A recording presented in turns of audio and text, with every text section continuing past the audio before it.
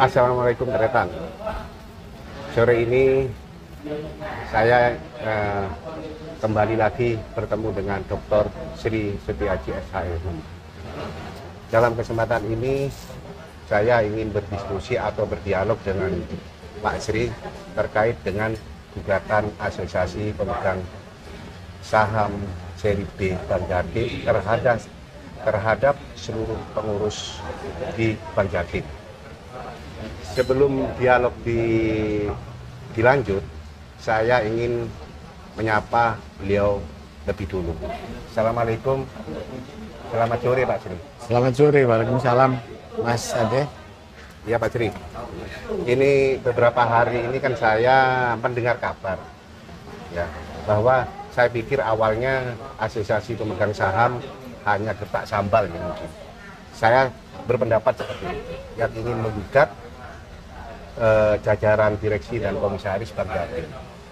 Tapi kenyataannya tanggal 11 itu gugatannya sudah masuk dan mulai sidang. Dan tadi siang juga sidang.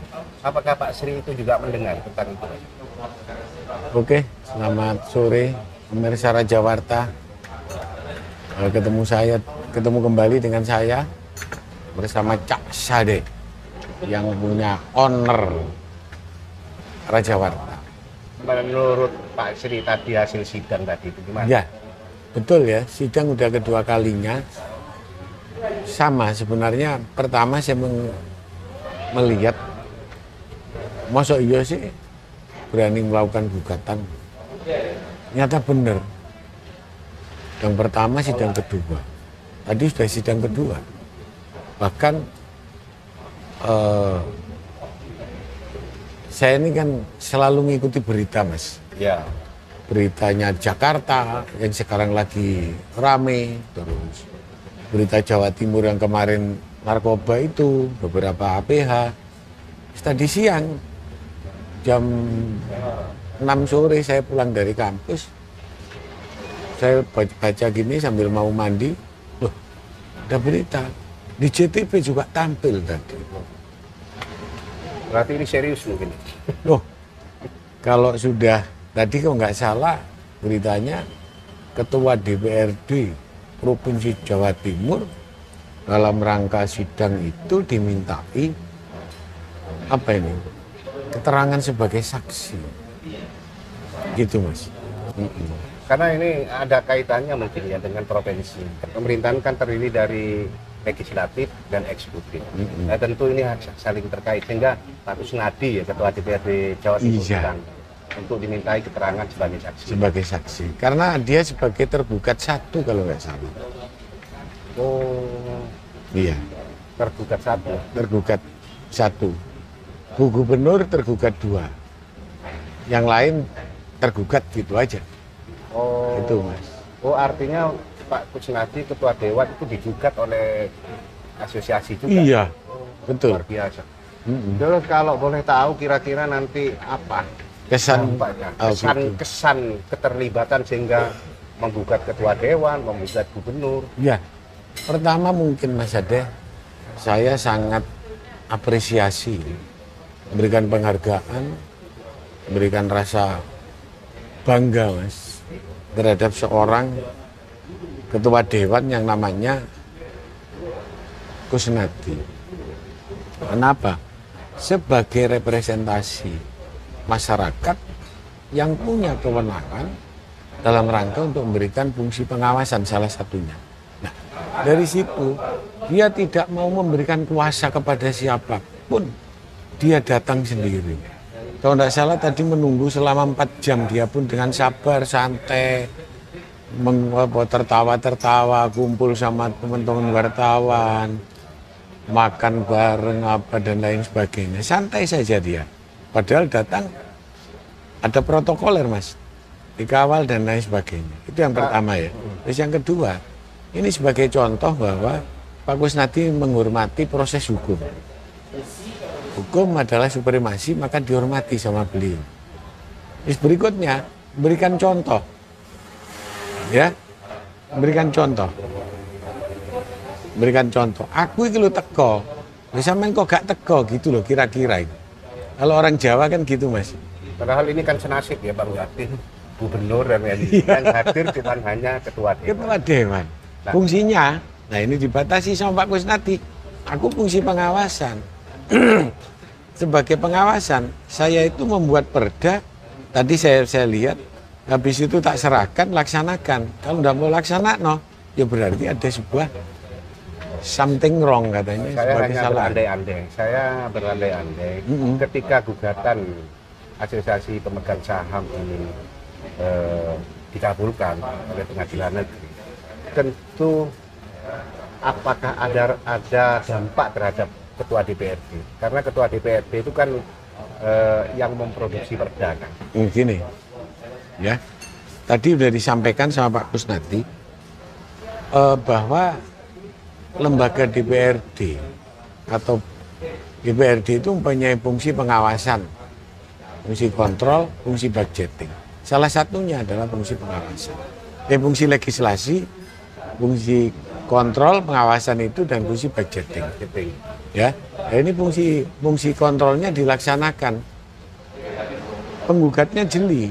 Kenapa Pak Kusnadi jadi tergugat? Satu, karena Pak Kusnadi punya regulasi, gak dijalankan kok diem. Maka disitulah Pak Kusnadi datang dengan gentlenya memberikan penjelasan secara substantif. Tadi viral juga kan, bahwa saya ini hanya melaksanakan fungsi. Kalau saya lihat, saya sudah membuat perda, sudah membuat ini, bahkan batas usia disinggung tadi. Kalau memang itu salah, ya sudah monggo. Menurut kami katanya, menurut Pak Kusnadi itu salah. Itu salah Pak Sode. Cak, itu salah, Cak, kata Pak Kusnadi. Tapi itu pendapat DPRD. Pak Kusnadi merepresentasikan dari Indrapura. Oh, berarti Pak Kusnadi sendiri mengakui bahwa lahirnya perda itu ya, yang terkait rekrutmen itu mengakui. Ada kesalahan. Oh, ada kesalahan. Ada kesalahan. Perdanya udah betul, ada kesalahan. Oh, kesalahan proses rekrutmen. Rekrutmennya. Tapi dalam perda itu sudah juga dijelaskan dari Sudah, usia. sudah. Atas Berarti usia sudah. intinya proses itu tanpa sepengetahuan atau bahkan seizin Pak Kusnadi ya. Begini, fungsi pengawasan itu tidak sampai pada tataran teknis. Itu harus dibatasi. Tataran teknis, saya buat perda misalkan, wis laksanakan. Tataran teknis enggak. Tapi begitu ada kekeliruan, tadi disinggung, sampai menimbulkan kegaduhan secara masif, ada sebuah kerugian, Pak Kusnadi menyampaikan, ya saya akan menggunakan hak saya untuk bertanya. Apa itu? Hak interpelasi. Sampai di sana Mas Ade. Bahkan disinggung, tahun kemarin, tahun berapa sudah pernah, tapi karena pandemi, karena akhirnya Pak Kusnadi bisa meredam para anggota. Berarti ini nantinya Pak Kusnadi ini setelah mengikuti proses sidang walaupun pertama, beliau sudah mengetahui bahwa ada proses rekrutmen yang salah. Dijelaskan Oleh tadi. karena itu nantinya dia akan mengambil langkah berikutnya dengan interpelasi begitu. Karena sekali lagi ya dibedakan. Kalau fungsi legislasi sudah diserahkan, implementasi dari regulasi yang sudah dibuat, maka disitulah ada pengawasan. Gitu. Soal teknis itu urusannya eksekutif, urusannya gubernur, pemerintah provinsi. Nah, di situ ada kesalahan sampai terjadi gugatan. Pak Kusnadi tidak mau. Saya akan datang sendiri, akan saya jelaskan. Tadi dijelaskan bahwa saya membuat regulasi, sudah saya dilaksanakan apa belum, ya itulah fungsi saya. Kalau memang terjadi kegaduhan, kalau secara implisit begitu ya, bukan eksplisit. Dulu pernah ada wacana interpelasi, tidak menutup kemungkinan nantinya Bisa kalau ini ke arah terjadi interpelasi seperti yang dulu. gubernur berarti. Iya, pemerintah provinsi. Saya ingin lebih spesifik, kira-kira ketika gugatan itu menang, apakah ada dampak ketua DPRD? Tidak ada. Tidak ada. Tidak ada. Kalau begitu pertanyaan berikutnya, seperti yang Pak Sri ceritakan sebelumnya, bahwa Gubernur Jawa Timur yang saat ini sebagai PSP, ya kan, sebagai ya. pemegang saham pengendali, gitu. Yang 51% sahamnya Provinsi Jawa Timur. Nah, kalau ini dikaitkan, kan gubernur tergugat 2 ya, tergugat 2. Apa sama antara posisi status gubernur dengan ketua DPRD nantinya ketika gugatan ini digabungkan? Bisa menjawab saja. Karena dia sebagai PSP otomatis akan langsung terkena dampak terhadap putusan pengadilan. Artinya gini, kalau itu tanggung jawab diserahkan pada gubernur, memang punya tanggung jawab secara otomatis. Tapi tanggung jawab ini adalah tanggung jawab kelembagaan, tanggung jawab sebuah perusahaan. Nggak boleh komisaris menyatakan itu bukan urusan saya, itu urusannya direksi. Nggak boleh, Mas. Terus sebaliknya, direksi itu nggak urusannya Dewan Komisaris no, itu urusan, nggak boleh. Ini tanggung jawab bersama, Mas. Manajemen itu bersama, manajemen itu sistem, tanggung jawab sistem, bukan tanggung jawab urusannya si A direksi atau si B saling menyalahkan. Dekom itu tanggung jawab, nggak boleh, Mas. Ini sistem manajemen ini, nggak boleh seperti ini. Ngono kan enak aja, Mas. Semua ikut tanggung jawab. Ini kan sidang sudah berlangsung tanggal 11. Pertama nggak hadir dari pihak Bang Jatim. Yang kedua saya dengar pengacaranya yang hadir. Yang ketiga, ini kira-kira gambarannya seperti apa nantinya menurut Pak Sirino? Ya, kalau tadi sudah hadir, berarti ketiga nanti mediasi, Mas. Mediasi itu apa ya, rundingan lah. Rembuk Dilakukan secara apa ini? Mencari sebuah solusi,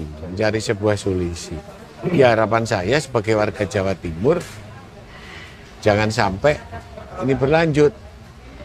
Kalau nggak salah aku pernah ngomong Cak Sade, Cak, ini mencuat, ini akan kemungkinan akan menjadi distrust bagi eksistensi Bang Jatim, kan gitu pernah saya ngomong. Ini sudah mencuat, tadi di JTP ada, kehadiran Pak Kusnadi tidak bisa disepelekan. Ini sebuah nilai berita yang sangat, ini value news ya, ini value news. Ini nilai berita, betul-betul berita. Ingat, itu representasi masyarakat Jawa Timur. Setelah mediasi misalnya deadlock, gimana Pak? Makanya saya berharap tidak deadlock. Kalau memang itu deadlock ya lanjut pada pokok perkara. Waduh, tidak bisa bayangkan saya. Apa yang akan terjadi kira-kira. Nah, ini keresahan. Setelah Pak Sri menjelaskan tadi beberapa persoalan kehadiran Pak Kusnadi tidak boleh diremehkan, karena ini sebagai bukti bahwa Pak Kusnadi itu politisi yang bertanggung jawab atas produknya. Ya. Secara politis bertanggung jawab atas produknya. Nah sekarang pertanyaannya bagaimana yang terjadi di internal Bang Jatim setelah ini viral ramai bahwa Bang Jatim digugat oleh APS, Organisasi Pemegang Saham.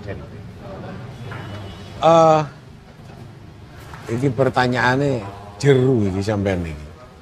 Enggak, saya cuman menjaring pertanyaan-pertanyaan dari masyarakat. Tak sampaikan ke jenengan. Sip, iya. Tentu dalam konteks organisasi, Mas, dalam konteks komunitas, dalam konteks perusahaan, dalam konteks birokrasi, dalam konteks organisasi, kalau organisasinya merasa terganggu, tentu akan menjadi keresahan di dalam internal. Ini yang nampak dalam kasat mata. Saya sendiri misalkan kerja dalam satu perusahaanku tiba-tiba digugat sama pemegang saham gitu. Aku juga akan merasa terganggu. Sah, bahkan nggak bisa tidur. Terganggu. Waduh, ya apa iki? Karena makan ikut dalam perusahaan, ikut mempunyai underbeni, ikut nguri-nguri, ikut apa, memiliki dan lain sebagainya, Mas. Itu. Barusan kan barusan kan kondisi di Bank Jatim, internal Bank Jatim setelah viral masalah gugatan. Terus bagaimana kondisi eksternal Bank Jatim, masyarakat Jawa Timur, terus terutama para nasabah dan pemegang saham lainnya ini. Iya, ini ya. Termasuk ke bursa saham kalau nggak salah ya. Pemegang saham ya. Ya. Bursa saham pasti ada pengaruh lah, pasti. Itu. Kalau pemegang saham, saya ini penggaweanku kan ngajar. Jadi konsultan, diundang ke DPRD untuk jadi narasumber. Ada beberapa mahasiswaku itu sebagai pemegang saham. Ada saudara saya juga sebagai pemegang saham. Nah, dia sudah ancang-ancang ini cerita ya. Iya. Juga akan melakukan legal action dalam konteks persoalan ini. Namun dia akan tidak tahu ini prosesnya gimana, minta izin kepada ketua pemegang saham, kepada Pak siapa ini pemegang saham ketua Pak Sugiharso. Kalau diizinkan dia akan melakukan gugatan sendiri. Jadi ini personal Pemegang saham. yang akan digugatan. Iya. Waduh, ini gimana Pak? Jadi bingung ini. Nah, kalau ini terus berlanjut Pak Sri ya. Selain panik di internal, panik di eksternal, gitu. Terus apa ada kemungkinan ada alternatif lain dari pemegang saham akan menarik sahamnya dan dialihkan ke PT lain atau bagaimana? Ada nggak kemungkinan kayak itu? Karena kan gini Pak Sri, seperti yang saya sampaikan barusan, kalau sudah panik segala hal orang itu akan melakukan. Timbangan itu hilang, timbangan itu memang ada OJK gitu. Tapi kan tetap ada persoalan keresahan. Ya. Kan nasabah kepingin enak, kepingin tenang, itu tak ambil sahamku, tak pindah ke sini gitu. Ya. Apakah ada ke arah itu nanti? Biasanya para pemegang saham itu kan orang-orang yang berduit. Orang berduit itu mesti rasional. Rasional. Orang rasional itu gimana? Ya, dalam berpikiran rasional. Jadi yang sampai ngomongnya itu rasional. Itu kalaupun toh ada lembaga penjamin simpanan LPS. Tapi dalam konteks daripada risiko, ya sekali lagi orang yang punya duit itu mesti rasional, Mas. Namanya nasabah. Intinya kepingin enak. Iya, rasional. Walaupun sudah tahu aman, tapi kan nggak kepingin mendengar suasana gaduh gitu. Ya, ya. Makanya tadi kemungkinan ada ke arah sana nanti. rasional saya katakan. Jadi sebuah tindakan yang dilakukan orang berduit itu mesti rasional. Nah, ketika ini terjadi, misalnya pemegang saham 100% ya, terus 20%, 10% sampai 20% uang sahamnya dialihkan ke bank lain misalnya atau perusahaan lain. Kondisi keuangan Bank Jatim akan terganggu nggak? Saiki ana duit 100. Terus mari ngono kalong 40. Kira-kira berpengaruh apa enggak? Bahaya ini. Itu rasional aja. Gitu. Rasional aja. Sade. Makanya saya berharap tadi sistem yang punya otoritas di bidang sistem itu segeralah melakukan suatu sikap. Itu kira-kira Mas Ade. Oke. Ya. Oke, terima kasih Pak Sri atas penjelasannya. Jadi menurut Pak Sri atau Dr. Sri Setiaji SHM bahwa polemik yang terjadi di Bank Jatim yang digugat oleh Asosiasi Pemegang Saham ternyata dampaknya sangat luar biasa. Kenapa? Selain ada menimbulkan keresahan, dampak politis juga loh Mas. Di internal dampak politis dan eksternal, bahkan dampak politisnya, maka seharusnya PSP yang dipegang oleh Gubernur Jawa Timur Hovifah Indar Parawansa harus segera bersikap. Dan Pak Sri sendiri berharap dalam sidang yang ketiga yang disebut mediasi, berharap ada titik temu Betul. agar ini segera selesai. Jangan cari menang kalah. Jangan cari menang kalah. Ya. Oke Tretan, Assalamualaikum, selamat sore, dan sampai jumpa di lain kesempatan.